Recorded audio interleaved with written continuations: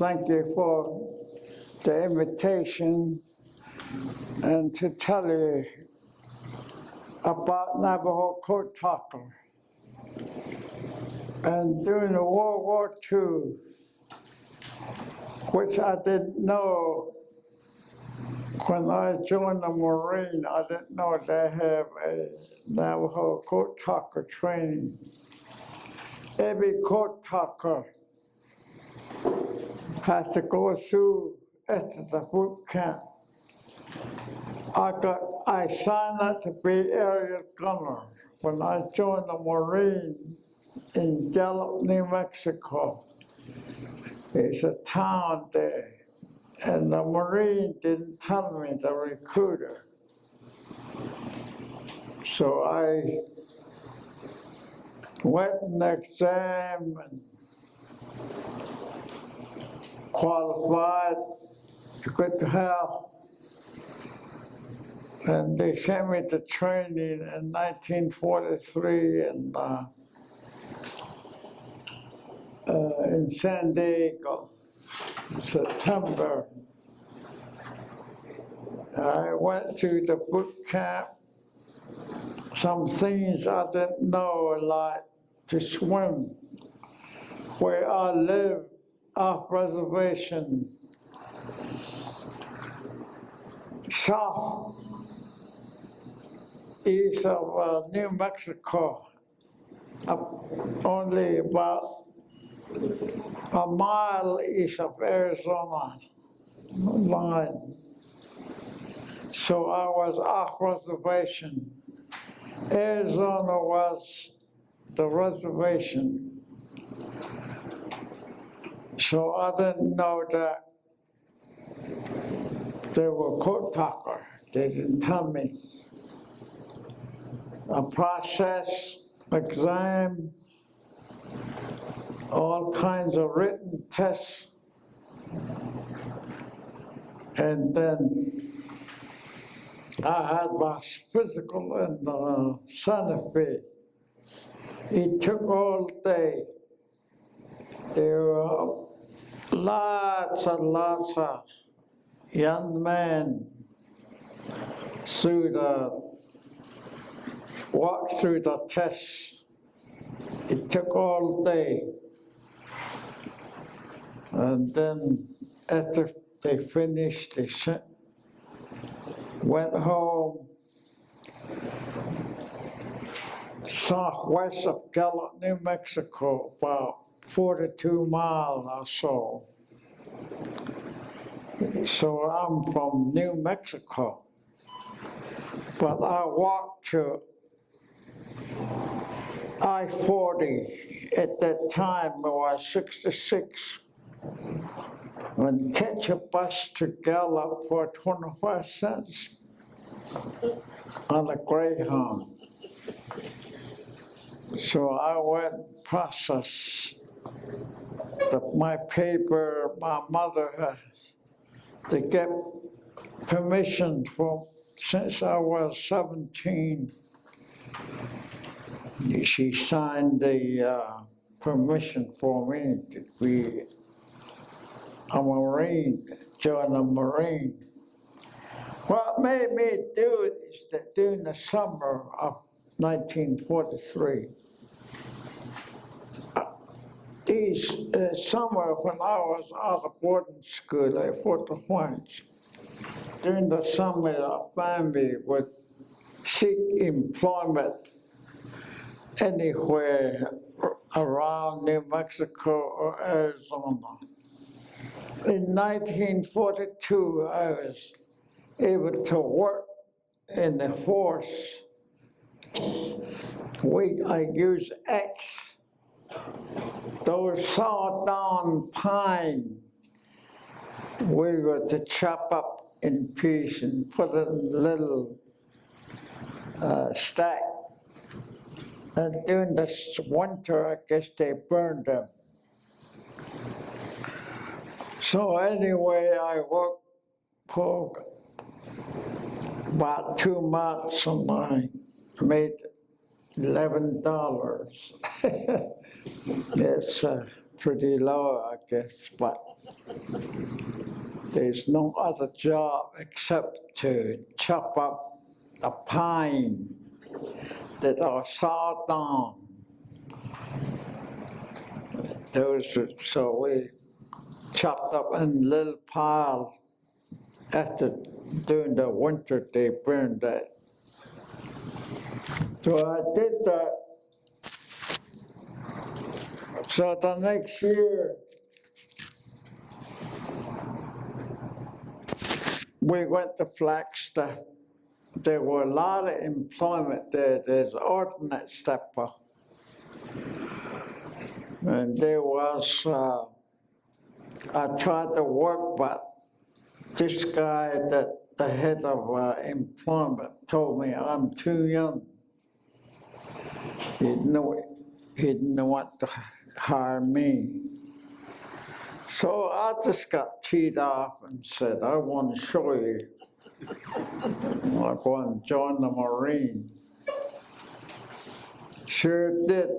I signed up and I got as enlisted in Marine Corps. I signed up to be aerial gunner. So everything was test, everything's all set, everything.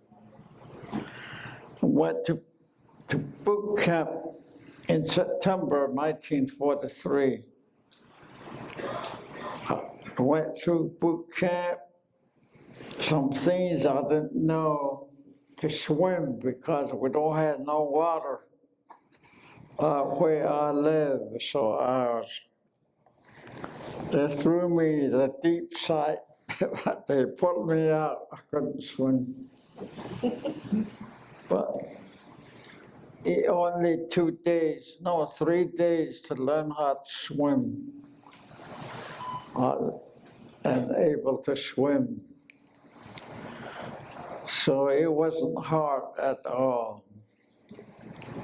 So I went through all phases of training. Rifles, shooting rifle, how to throw grenade in the combat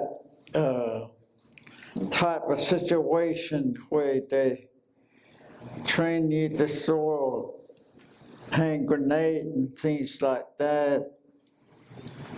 A couple of types of weapon. We had pistol, able to shoot. The M1, the rifle. The Marine do not allow for you to say gun. They don't want anyone to say gun. They say my rifle. That's how they train you. It was sand dunes like where we have our parents, and we're not allowed to have any kind of candy, pop, or anything. We're restricted for the whole phase of training. The last portion is rifle range. You had to shoot so many bullets to qualify for expert marksman, and then the course, other stuff like throwing grenade in different holes. There's a bunch of foxhole on the training area. It was something new that I never. One of the things I didn't know is that you eat everything on your tray that they serve you. The first, I made a mistake, I guess. I didn't know that I had some stuff on my tray like butter. They stopped me before I put garbage in the can. They said, "Did you know that there's a war?" I said, "Yes, sir." He said, "You eat everything that's on the tray. You don't leave nothing.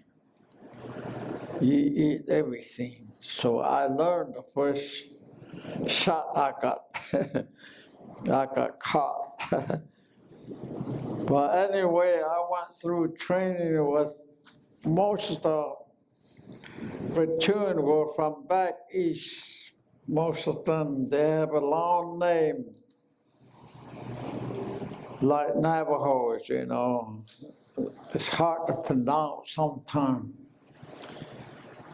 So we finished, and they sent me to Camp Pendleton. They say I had to report the restricted area. That's why they have a coat taco training, I found out. I showed up with my seat bag. It was a sergeant, buck sergeant, a Navajo, and a corporal. They just told me there's a bunch of bunk bed. We all sleep in the barracks. No privacy at all, except platoon sergeant or Marine that's in charge, the coat taco training. And I was report to sergeant. And he told me, he says, "Sir," I said, "they made a mistake. I signed up to be aerial gunner. That's what I want to be. I don't want to be coat taco." I said, "Too bad," he says, "you're here. You're going to be coat taco. We'll train you." And they had already developed some of the code, and they were using that like ABC. A letter A is, they call it red ant, Willachi. Then the letter B, bear. Then down the line, down to letter J, Kelly Chucky, which means jackass. I kind of laughed when I saw that, and I said, this is fun." And then some of the words like tank, turtle, they call that turtle. Anything related to airplane is light transport. I think it's skagi, which means crow, and different kinds, dive bomber, chicken hawk, all down the line, different words. But the ABC is, kind of simple. I just memorized it right away because they gave me a copy. He says, "You learn this." And I kind of laugh and say, "Oh my God, this is something new." But you learn ABC, animals, like B, letter B, bear, and on down the line, different types of words. They call it Willachi, letter A. So they wasn't that hard for me, but for some reason, I would say out of 100 Navajos, I'll say about 15 drop out. I don't know why. I really don't understand, because I caught on fast because I only spoke Navajo at home with my parents because they don't speak English. Everything's in Navajo. Maybe that's the reason. I don't really know. And then we made additional code while we're in class. What shall we call this? And then everybody get a chance to say, let's call this, you know. Some are funny ones, and I heard some of the Navajo, they were saying that we use dirty word. It's not so. We don't use no bad words of anything. Everything's is, you know, in Navajo, and then when somebody speaks, it's the word that we use in combat. So then to finish, I had no problem. I say it didn't take me long to catch on. So when I went to boot camp, September, after boot camp, it didn't take me long to learn. So then I finished, ready for assignment for overseas. On November 1943, 5th Marine Division was activated at Camp Pendleton. It has a V, a lead from patch. This one's called it spearhead. These were our patch. This is the Navajo Kotaku patch. So we're ready. By November, I was on the list for overseas assignment. Then the 5th Marine Division established in November under the state, 5th Marine Division. So they put me in there with the other code talkers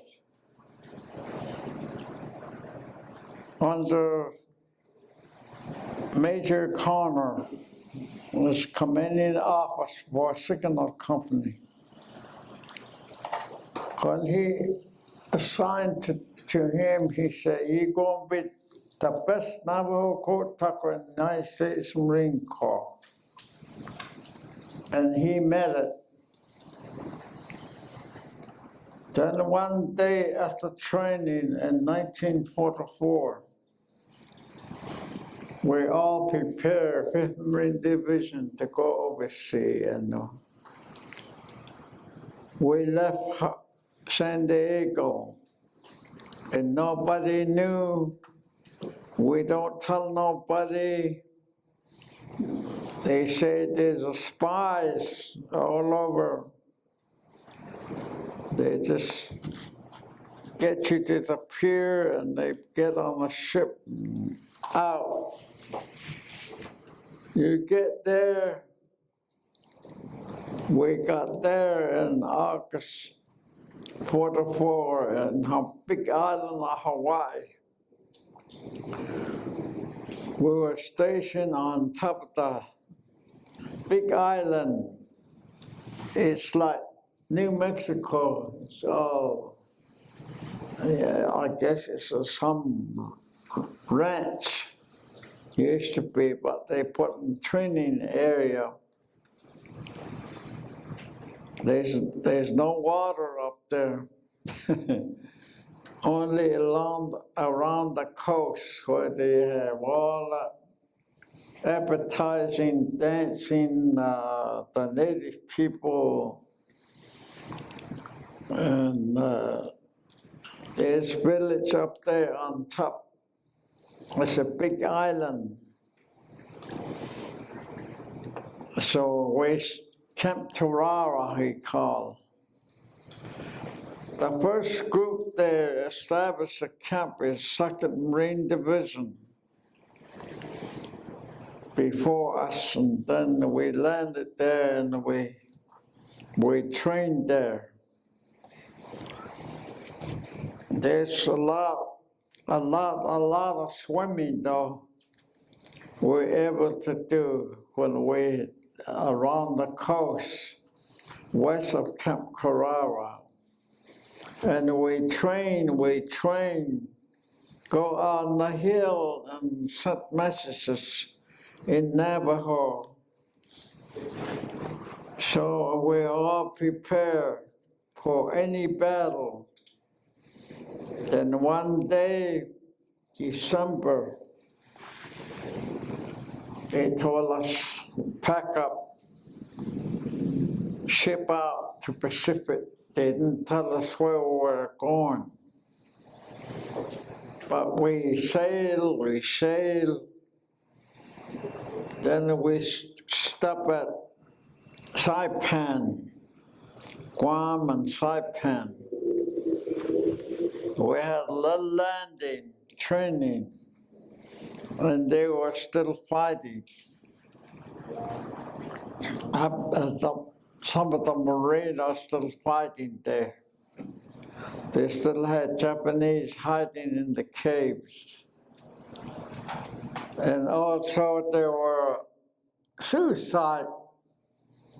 One of the hill, the Japanese, some family, they jump up, kill themselves. So we passed Saipan. Then one day, February 19, 1945, we all prepared Navajo, coat tucker, and they don't all us, if there's 2 or 3 Navajo coat tucker, they don't put Navajo tucker on one boat. They separate us to land with different group because they might sink the coat tucker if they put on one boat. It's awful. There were some dusty kind of smoke early in the morning. The Navy ship were shelling the beach, shelling where they could locate weapon, I guess, with some kind of radar. Start landing 0900 D-Day. That's the day we start landing. You see in movies, all Marines are running to the beach. They don't do that because there's a mine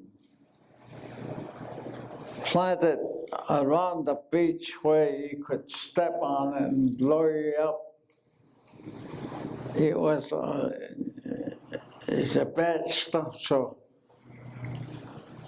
those bombs, some Navy guys check out the beach, and the landing would be where it's clear, there's no mine. So we start landing. So you land up, we set a communication with the ship. I was on command ship with two-star general, General Keller Iraqi. We start using Navajo transmission as soon as we set up, landed. We sent over 800 messages, I think. One of the things we did, there's a network.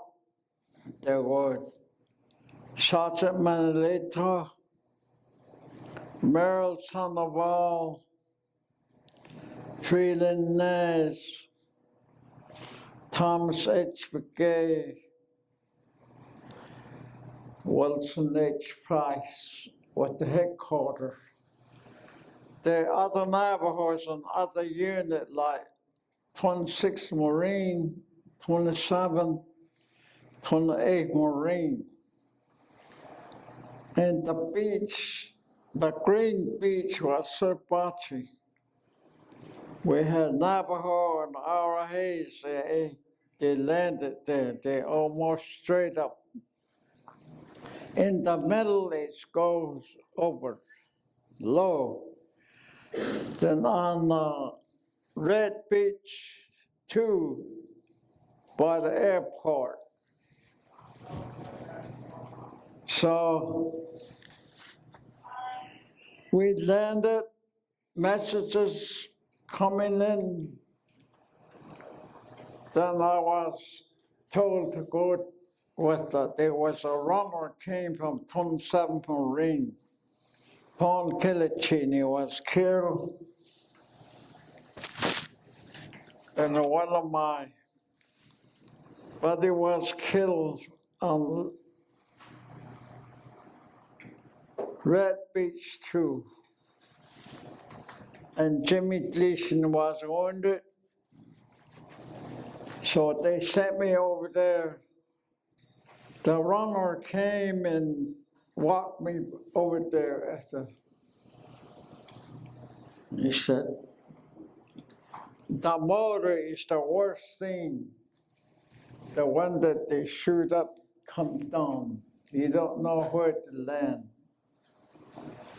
So it doesn't matter where you are, you might get hit. And just like that. So Jimmy Gleason got hit like that. And then one from St. Michael got hit by a motor. They couldn't save him because he lost too much blood. Willie. It was a sad thing.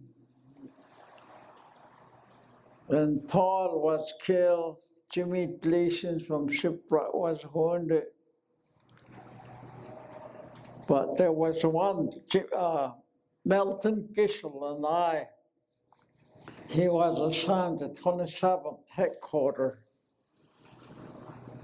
under Colonel Warren, so I reported there and I stayed with them. I thought they were going to send me back after things are slowed down, but I stayed with them 38 days. And we're the last one to leave on USS Storm King. I don't know what happened to me, but I guess I passed out. One morning I woke up, I was in ship hospital. I don't know what happened. All I know is we got on a ship. We were coming in on the ship going, then I blank out. It's a good thing it's in the ship hospital, so I was saved. I don't really know what happened. All they told me is that I have a touch of malaria, fatigue, a lot of things like we don't have regular breakfast, we don't have regular lunch, we don't have dinner, we just eat whatever they have for lunch, mostly canned. They call it 5 in the 1.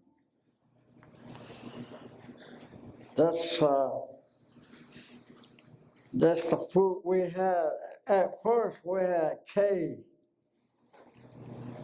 They call it K ration. It's little meat and crackers and chocolate bar. The little meat, the Marine called the horse meat.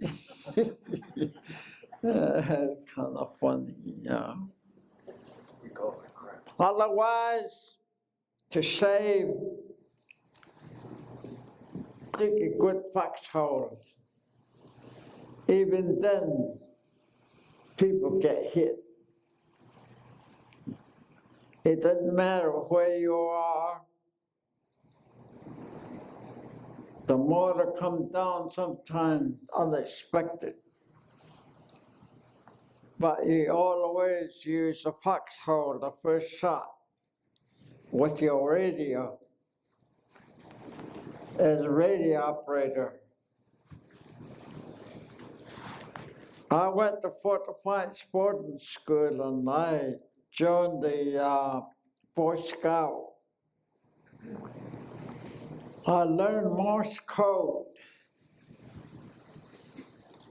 The Marines were real happy that I knew Morse code, so I was a regular radio operator and also Navajo code talker.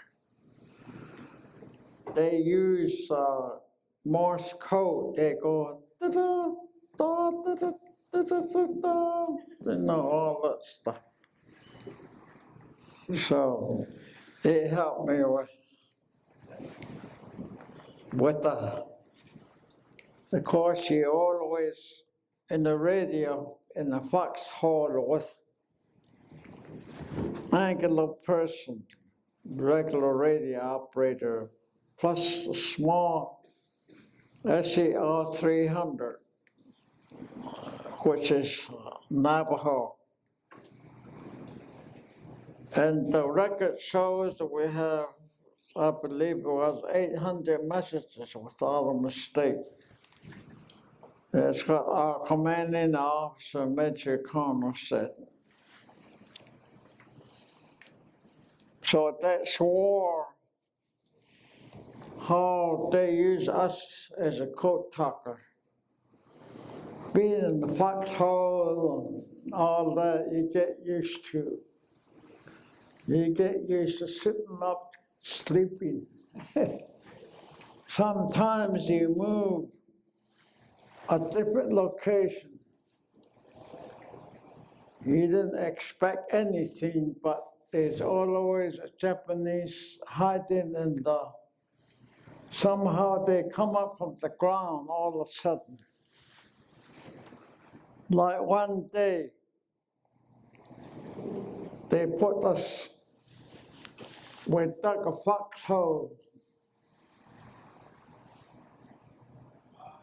We moved and we told, two of us, angular person, and we dug real deep because we had to do our thing under, go to the bathroom. So you deeper than you do your thing and cover it up and you sleep on it. So next morning, 3 Japanese came out of the hole, not too far from us, but they didn't have any weapon. They kind of half naked, but they came out and going like this and going like this, like cigarette or something. They go and bound at you, and they gave up. So that's one of the things happen when somebody get killed. You don't know where they are because I heard there's tunnel under the, I guess, many years there, and they dug all kinds of tunnel on Iwo Jima. Then we have a flag raising.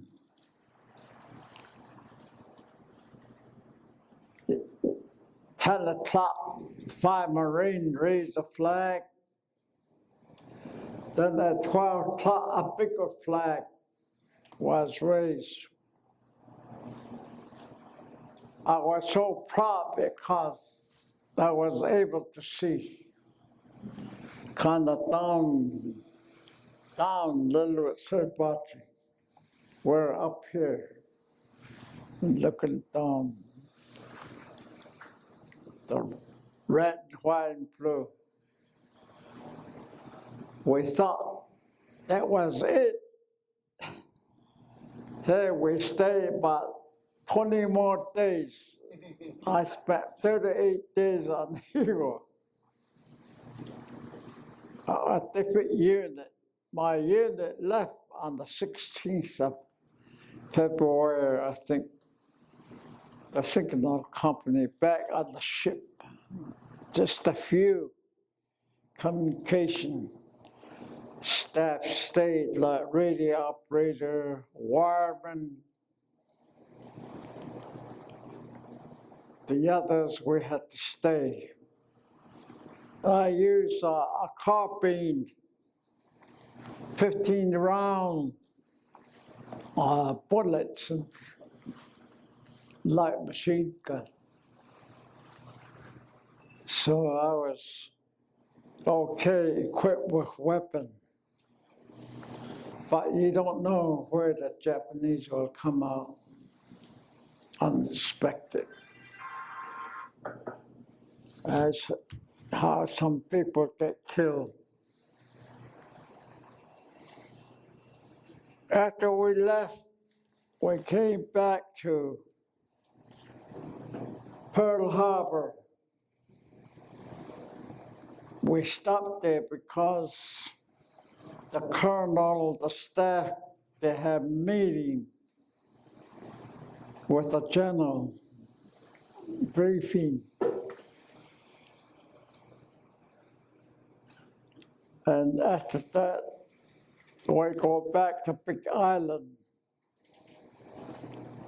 And all the Hawaiian people were all dancing on the side of, we're on the little railroad, little boxcar. Just put things together on the train back to Camp Carrara. People were happy, they were dancing, playing. They celebrate when we came back to Hawaii. But a lot of things in our mind because we lost our friends, our Marine. We lost a lot of them just for the little bitty island. But they have a 2 airport that was important because B-29 coming there from Tokyo, maybe all shot up. They crash land there. to save the pilot, the crew. Yeah, we start getting people right away when we learned that B-29 come in, all set up. They on the site like that, crash land. He was the savior, one of the biggest real estate, I guess, is to save pilots coming back from Tokyo. They crippled plane, so it saved. It was 700 and some miles from Tokyo. So that was when we finished the battle. We went back to Hawaii, re-equipped. A lot of people came, new people assigned. Those that we lost. And then we had a big meeting with our commanding officer, Major Connor. He said he's going to do better and faster the next operation. And we had some new court talkers showed up and replaced them. It was sad, but it's just the way it goes. That war. I didn't volunteer to go there, but I went. I just went to unit.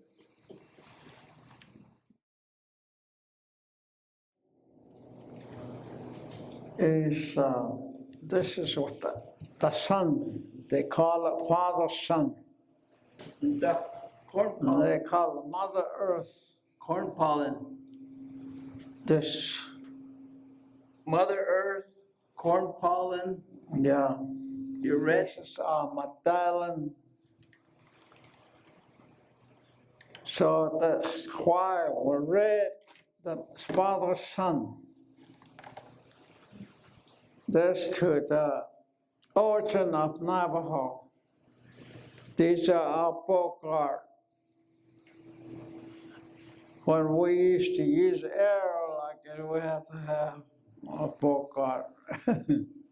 So they made it into this bogart.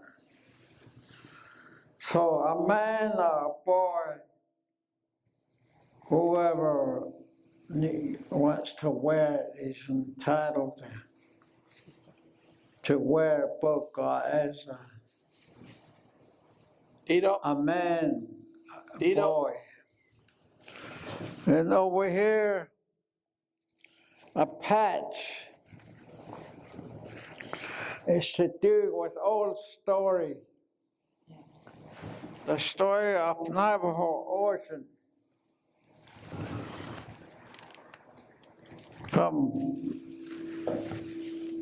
It shows, and then feather, live eagle feather. And the telephone, cell phone. The Navajo had cell phone way back. They say before now everybody has cell phone.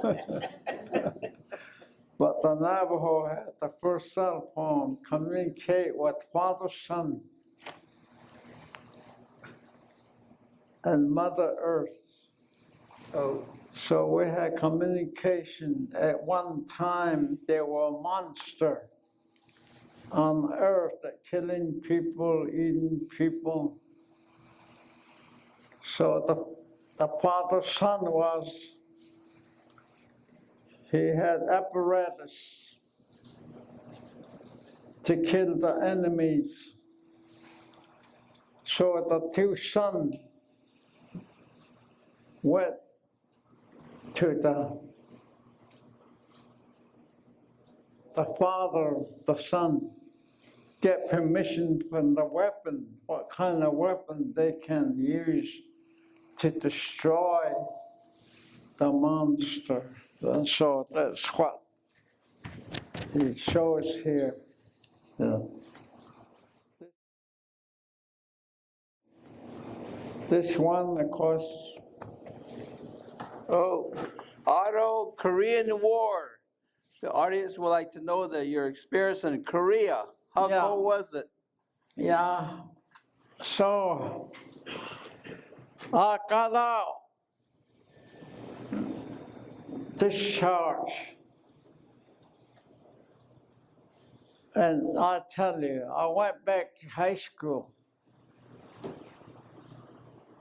But after high school, there were lines and lines of employment. I went to high school, Riverside, California.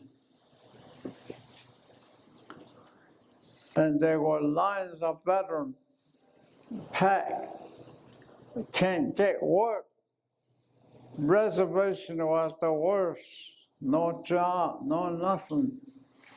Except my parents, they have sheep. But there's my sisters and brothers. And I had to do something, so the thing I knew was Morse code. So I went and re-enlisted in the Army. First, I went to parachute school in Fort Benning, glider school and parachute. So I was a qualified jumper. Wings. Also a glider. Glider is the one the airplane pulls. Turn it loose, and it just comes down like this. Safe. A lot of people think it's not safe, I guess, but I'm a glider man also, so I got the wing. So I was in the Army sign thinking that the peace, I'll just put time in there and learn some other skill.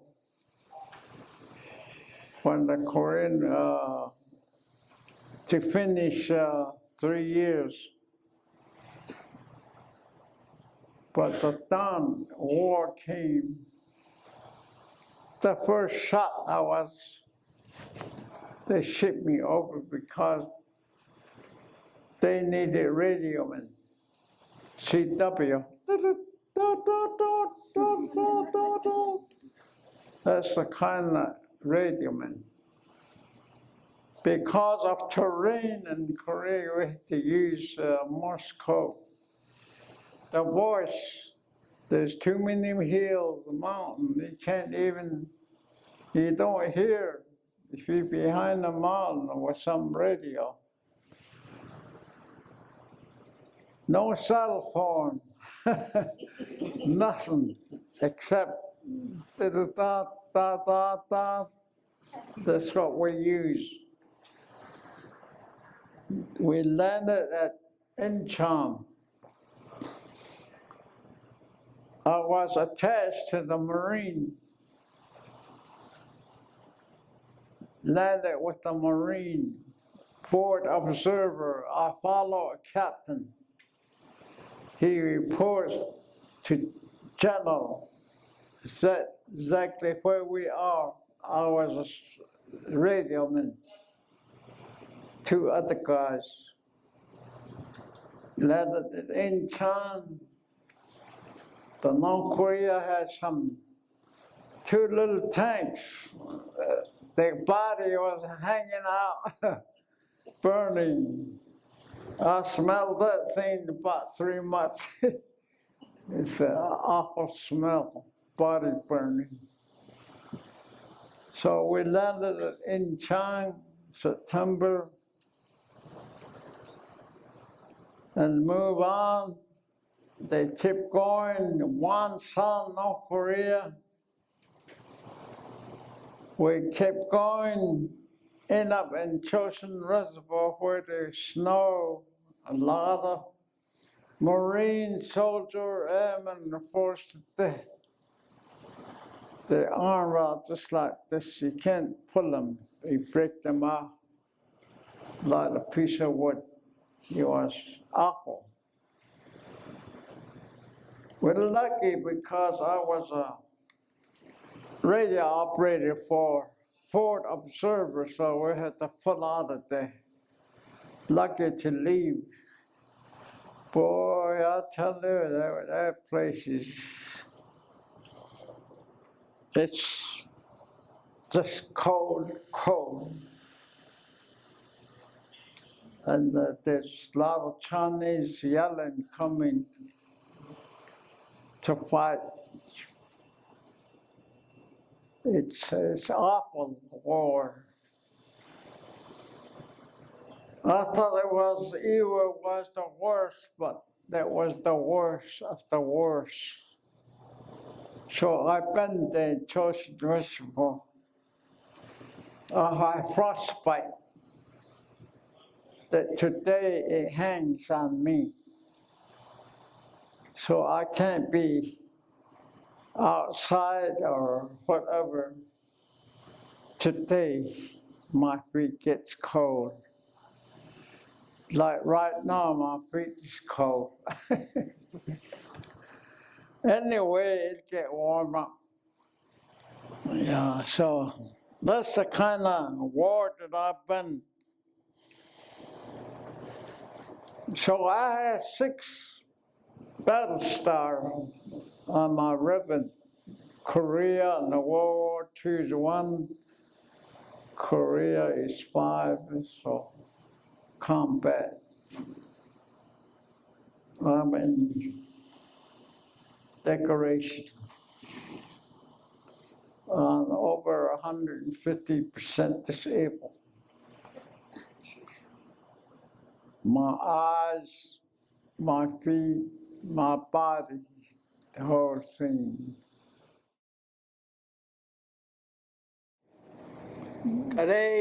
Marine Corps him in Navajo. Huh? Marine Corps him in Navajo. Oh, well, those that can stand if you want to. I want to see Marine Corps him in Navajo.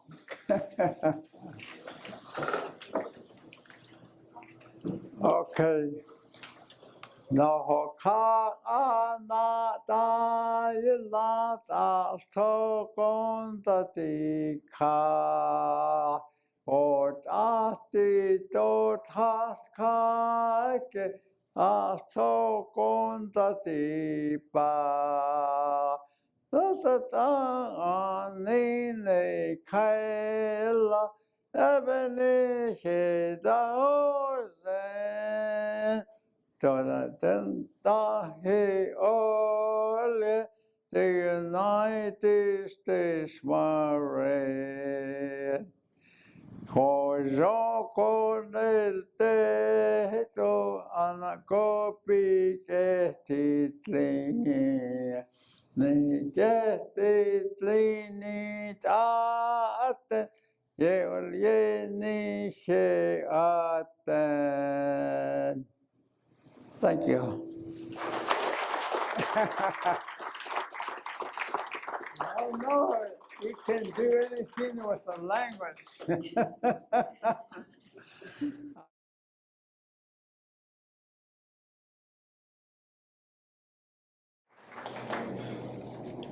Oh, one of the things I forgot to tell you, we had a monument by Hiwa Jima statue, Mount Surpanchi. We went last week and my kids, my son, a family, a lot of us went over there. So there's our monument. We also have a Coat Tucker statue here.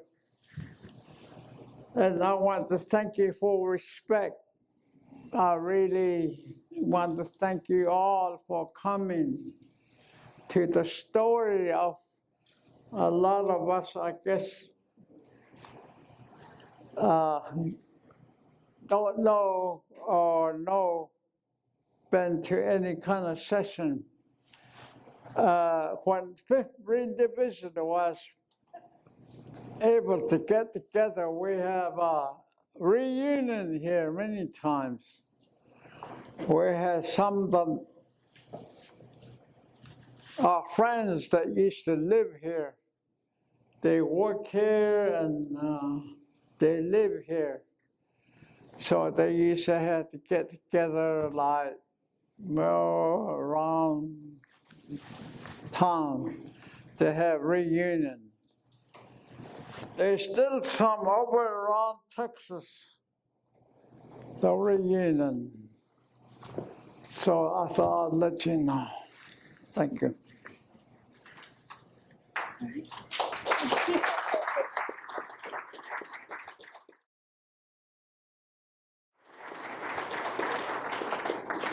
All right. Well, as a huge thank you and for giving us your time, for coming out here, we would like to, Jeff and I would like to present, GYR2 would like to present this gift to you. Do you want to go ahead and Okay, I'll let you do. you let me do it? Okay. All right. Now this is like Your a little gift finger. card that Amazon has. So, oh.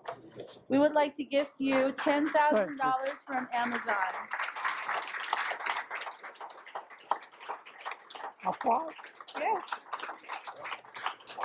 $10,000 that we're gonna gift you from Oh us. my God. Oh, Thank you.